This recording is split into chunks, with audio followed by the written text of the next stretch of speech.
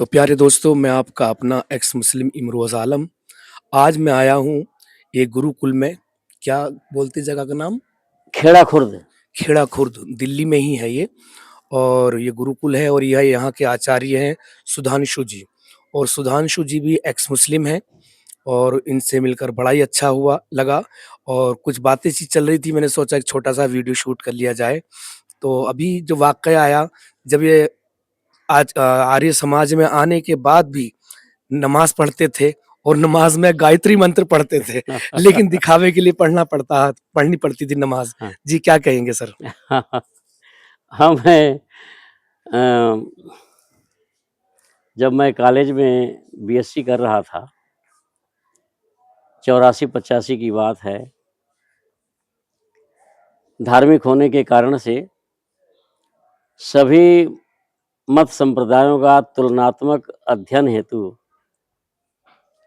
और ख़्याल तो यही होता था कि इस्लाम से सबकी तुलना करता था और सभी मत संप्रदायों को इस्लाम से हेय समझता था, झूठा मानता था।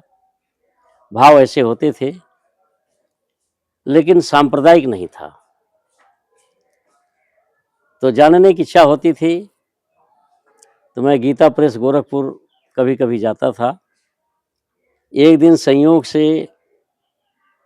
फुटपाथ पर कुछ पुस्तकें बिक रही थीं, 2 दुकानें लगी थीं। एक दुकान पर पहले तो मैंने मानव धर्म नाम की एक पुस्तक खरीदी, हनुमान प्रसाद पोद्दार जी की, जिसमें उन्होंने धर्म के 10 लक्षण पर बड़ी सुंदर व्याख्या की है। उस पुस्तक को खरीदा और देखा सत्यार प्रकाश एक पड़ा हुआ था दुकान पर। सत्यार प्रकाश के बारे में 12वीं के हिंदी की पुस्तक में एक पुस्तक संस्कृत परिचायिका लगती है, उसमें महर्षि दयानंद सरस्वती के ऊपर एक लेख था।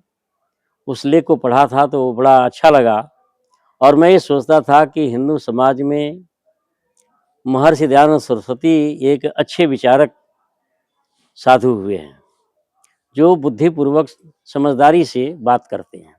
ऐसे भाव थे मेरे अंदर।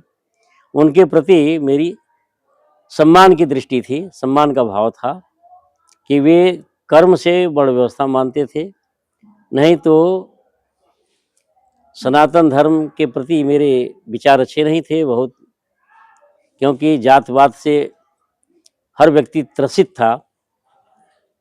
गाँव में चाहे हिंदू हो, चाहे मुस्लिम हो, जातिवाद के कारण से हर व्यक्ति त्रसित होता है। अच्छा, जातिवाद पर तो देखो अभी काम चल रहा है, बड़े-बड़े मंचों से आवाज़ आ रही है, ये ख़त्म होकर रहेगा। हमारे योगी जी ने भी कह दिया, कटोगे तो बटोगे। लेकिन मैंने तो ये भी कहा, हुँ, कटोगे तो बटोगे, घटोगे तो और ज़्यादा कटोगे। हाँ, जैसे जहाँ-जहाँ नहीं घटते जा रहा है, ऐसा कटते है जा कि रहे हैं, तो फिर वहाँ से जब आपने एकदम से मोड़ आज आपके जीवन एक में आया। बातें जी। जातिवाद के ऊपर बात हो रही है, लेकिन इस पर चर्चा नहीं करते कि दलित हिंदू धर्म को छोड़कर भाग क्यों रहा है। यह सारे नेता लोग भी और हिंदू धर्माचार्य भी और आर्य समाज के नेता लोग भी बहुत बड़ी भूल में हैं कि जितने तेज़ी से हिंदुत्व की बात हो रही है और हिंदू राष्ट्र की बात हो रही है, उतनी ही तेज़ी से इस समय वर्तमान समय में दलित हिंदू धर्म को छोड़ कर के भाग रहा है। इस पर किसी का ध्यान नहीं है और ये बहुत बड़ा विनाशक होगा हिंदू समाज के लिए। और कोई कितना भी करे, लेकिन जब चारों शंकराचार्य जन्मना बड़ व्यवस्था मानते हैं और चारों शंकराचार्य जातिवाद को मानते हैं, छुआछूत भी मानते हैं और महर्षि दयानंद सरस्वती की निंदा करते हैं, तो ये हिंदू समाज कैसे इनका उत्थान होगा? तो बटोगे तो घटोगे, ये तो बँटने और घटने की बात ही हो रही है। हिंदू समाज घट रहा है, बढ़ थोड़ी रहा है। धीरे-धीरे दलित हिंदू धर्म को छोड़कर भाग रहा है। आज आप देखेंगे, गंभीरता से विचार करिए कि एक भी दलित जो पढ़ा-लिखा हो, डॉक्टर हो, वकील हो, इंजीनियर हो, प्रोफ़ेसर हो, वह हिंदू धर्म के प्रति श्रद्धा नहीं रखता। क्यों? इस पर क्यों नहीं विचार किया जाता? अच्छा, इसमें एक बात और ऐड करूँगा मैं, आचार्य जी, कि ये जय भीम के साथ जय मीम का भी जो नारा लग रहा है, बहुत ज़ोरों-शोरों से, मुझे जय भीम कहने में कोई प्रॉब्लम नहीं, कोई दिक्कत नहीं है, चलिए कह लेते हैं। लेकिन जय मीम जो आया साथ में और मुसलमान इनको करीब कर लिया मुसलमानों ने और ऐसे जय मीम वालों को भीमटा कहा जाता है हमारी भाषा में। हुँ। तो मुसलमान 2 चीज़ें कर रहा है, एक तो इन्हें साथ में लेके सत्ता पे काबिज़ हो जाए। हाँ, हाँ, है ना? ये इनके षड्यंत्र वोट बैंक देखिए से बहुत घातक होगा। षड्यंत्र और दूसरा धीरे-धीरे अपने करीब लेकर इनकी हुँ। खतना करा दी जाए। ये बहुत ज़्यादा चल रहा है। नहीं, दलित जो है मुसलमान नहीं बन रहा है, दलित मत परिवर्तन करके बौद्ध बन रहा है। नहीं, बोध तो बन रहा है, बोध बनने में भी कोई दिक्कत नहीं है, मगर जो जय भीम के साथ हाँ, जय लेकिन मीम आ इनका जाता है ना, ऐसा है तो कि मुसलमान धीरे-धीरे करीब हुँ, लाते जा रहे हैं इनको। कि हिंदू समाज देखिए महर्षि दयानंद सरस्वती ने बहुत पहले ही 150 साल पहले भांप लिया था और उन्होंने वर्ण व्यवस्था को कर्म पर आधारित बनाया कि सारा हिंदू समाज वर्ण व्यवस्था को कर्म से माने, छुआछूत न माने, सब लोग मिलजुल करके रहे और आर्य समाज ने अभूतपूर्व कार्य किया। गुरुकुलों की स्थापना की और गुरुकुलों में कौन किस बिरादरी का है किसी को पता ही नहीं चलता है। हमारे यहाँ गुरुकुल में कई छात्र 5 साल 10 साल से पढ़ रहे हैं, लेकिन किसी को पता नहीं है कौन किस जाति का है। जब ऐसा हिंदू समाज सारा हिंदू समाज स्वीकार कर लेता और महर्षि दयानंद सरस्वती के बताए रास्ते पर चलता तो सफल होते। लेकिन आर्य समाज और आर्य समाजी कितने हैं? 1% भी नहीं है।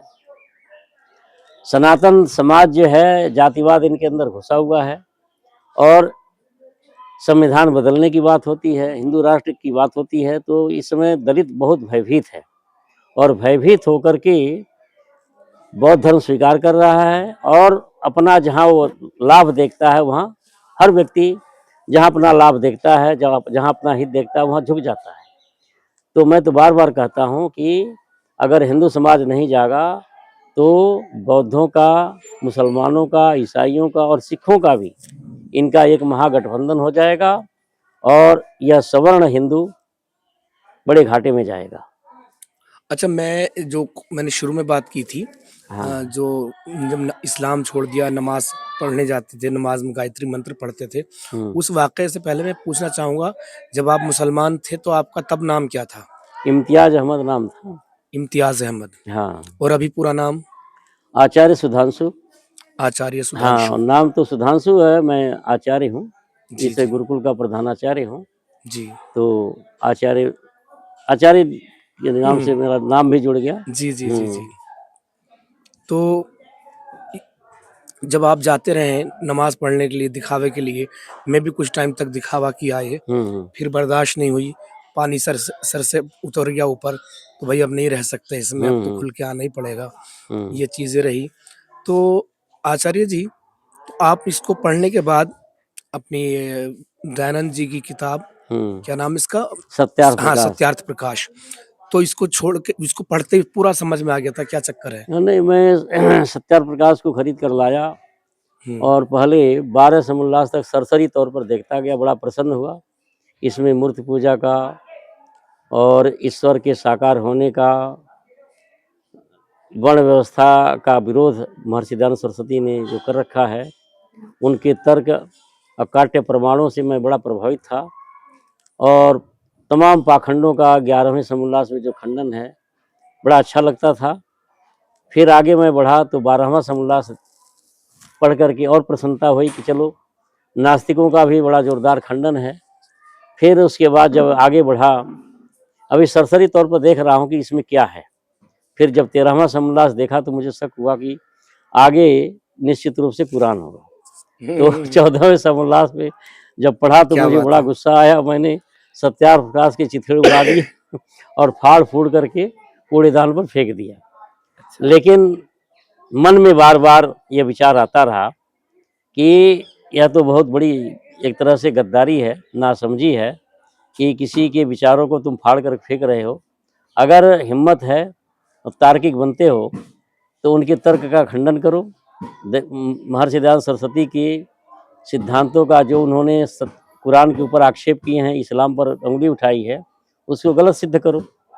तो फिर मैं दोबारा सत्यार्थ प्रकाश खरीद कर लाया और गहन अध्ययन 2 साल तक लगभग 25 बार संपूर्ण सत्यार्थ प्रकाश को पढ़ा। और एक ऐसा समय था कि आप तो ये 40 साल हो गए, 40 साल पहले की बात है, लगभग सत्यार्थ प्रकाश मैं कंठस्थ कर लिया था, इतना हाँ दीवाना बन गया। तो फिर 1 साल गहन अध्ययन किया, तब मैं शाकाहारी बन गया। सारे हथियार डाल दिए मैंने और महर्षि दयानंद सरस्वती को अपना गुरु स्वीकार कर लिया। और 1 साल तक किसी आर्य समाजी से भी मेरा परिचय नहीं हुआ। मैं शुद्ध शाकाहारी बन कर के 3 साल तक घर रहा और गृह कलह न हो, समाज में विद्वेष न फैले, कोई दुर्घटना न हो, इसलिए शुक्रवार को मैं नमाज पढ़ने जाता था, लेकिन गायत्री मंत्र से नमाज पढ़ता था। गायत्री मंत्र से नमाज पढ़ते थे। हाँ, क्या बात है, हाँ, क्या बात है। हाँ। बहुत बढ़िया। फिर उसके बाद में विचार आया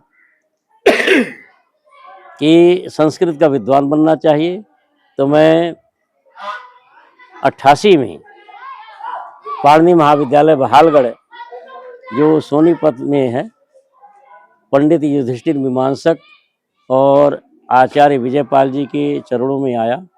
वहाँ मेरा यज्ञोपवीत संस्कार हुआ और मैंने अष्टाध्यायी पूरी कंठस्थ की।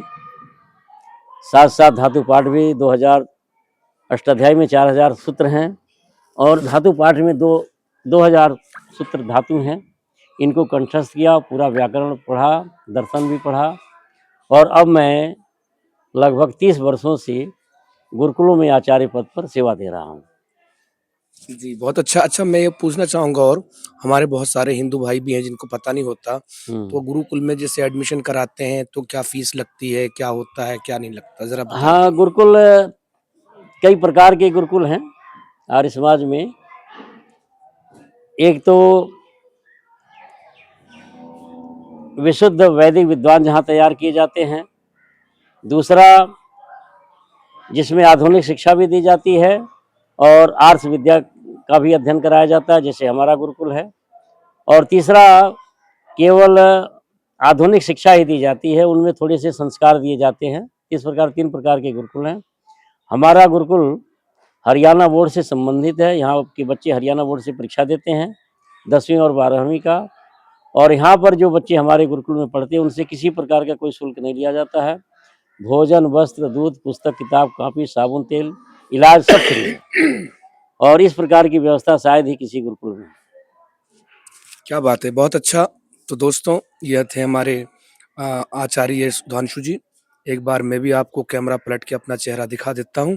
मेरा गला बैठा हुआ है काफ़ी, हाँ, हाँ, हाँ, बहुत। काफ़ी गला बैठा हुआ है, तो ये बात है, तबीयत तो खराब चल आज रही है। आप श्री इमरोज आलम जी हमारे गुरुकुल में पधारे हैं, इनका बहुत-बहुत हम स्वागत करते हैं और इनसे हम यही निवेदन करते हैं कि आप आर्य समाज में आइए, आर्य समाज में आपका स्वागत है और यहाँ कोई भेदभाव नहीं है। देखिए, आप अगर यदि सनातन मत को मानते हैं तो आपको भेदभाव का सामना करना पड़ेगा। सनातन मत में अभी जातिवाद बहुत ज़्यादा है और वहाँ भेदभाव होता है। मेरे साथ भी हुआ है और आपके साथ भी होगा। आर्य समाज में ही जो एक्स मुस्लिम हैं, मैं उनको सलाह देना चाहता हूँ और प्रार्थना भी करता हूँ कि आप लोग अगर सुरक्षित समाज चाहते हैं तो आर्य समाज में आइए। और लेकिन एक आर्य चीज़ और समाज कहूँगा मैं में इसमें आचार्य जी, हुँ, लेकिन अब हिंदुओं में काफ़ी हद तक बदलाव तो आ रहा है। जो आर्य समाजी अभी नहीं है वो भी, ऐसा है जो मैं अपने धरातल पे देख रहा हूँ। ऐसा है कि अभी 50 साल तक जितना देखिए ऐसा है कि जैसे हिंदू राष्ट्र की बात हो रही है, दलित इतना भयभीत है कि वो हिंदू धर्म को छोड़ के भाग रहा है, बौद्ध बन रहा है। और जब तक चारों शंकराचार्य हृदय से जातिवाद का विरोध नहीं करेंगे और वर्ण व्यवस्था कर्म से नहीं मानेंगे, तब तक यह संभव नहीं है। या तो हिंदू समाज इतना आधुनिक हो जाए, मजहबी विचारधारा को छोड़े, तब जैसे जिस प्रकार से जैसे बहुत से मुस्लिम ऐसे देश हैं कि जहाँ पर मजहब का प्रभाव कम है, तबलीगी जमात नहीं है, तो वे बहुत ही संकीर्णता को छोड़ चुके हैं, उदारता को अपना लिए हैं। उसी बिल्कुल नहीं, प्रकार बिल्कुल। से अभी हिंदू समाज को भी बहुत जागरूक होना है। 50 वर्ष लग जाएंगे और महर्षि दयानंद सरस्वती ने 150 वर्ष पहले ही हिंदू समाज को जगाना चाहा, लेकिन इन्होंने महर्षि दयानंद सरस्वती को स्वीकार नहीं किया। नहीं तो ये सारी समस्याएं जो हिंदू समाज के सामने हैं, भारत में एक भी मुस्लिम नहीं होता, पाकिस्तान भी नहीं बनता, बांग्लादेश भी नहीं बनता, सब के सब लोग आर्य होते और यह वैदिक धर्म का जो है डंका सर्वत्र बजता। आर्यावर्त जो बृहद आर्यावर्त है, यह निश्चित रूप से यथार्थ में आर्यावर्त होता है, यदि महर्षि दयानंद सरस्वती की बात मान ली जाती है। जी, बहुत शुक्रिया जी।